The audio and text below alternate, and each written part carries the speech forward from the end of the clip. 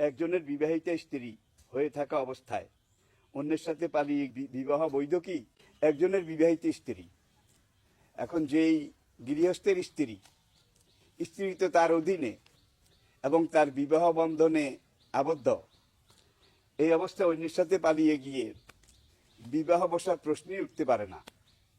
আর এটা বৈধ হওয়ার কোনো কারণ, কোনো যুক্তি, কোনো রকমের কিছু নৈতিকভাবে, সামাজিকভাবে, কোনোভাবে এটা গ্রহণযোগ্য নয়।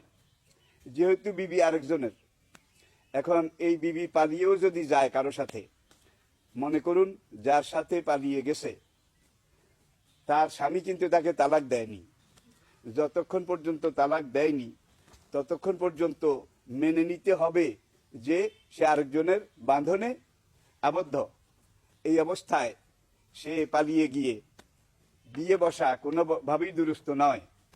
এখানে কোরআন পরিষ্কারভাবে বলছে যে কোনো স্ত্রী, কোনো নারী বিয়ে বসতে হলে, অবিবাহিত হলে বসবে, তালাক প্রাপ্তা হলে বসবে, স্বামী মৃত হলে বসবে। তিনটা, আমি আবার বলছি, অবিবাহিত তারা বিয়ে বসবে, তালাক প্রাপ্তা তারা বিয়ে বসবে, মুতাওয়াফিয়া আনহা জাওজ, যার স্বামী মারা গেছে, তারা বিয়ে বসবে।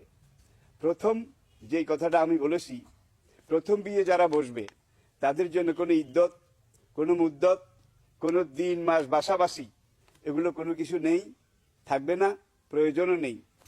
কিন্তু তালাক প্রাপ্তা যেই নারী, আরেক স্বামীর সাথে বিয়ে যদি বসতে হয়, আল মুতাল্লাকাত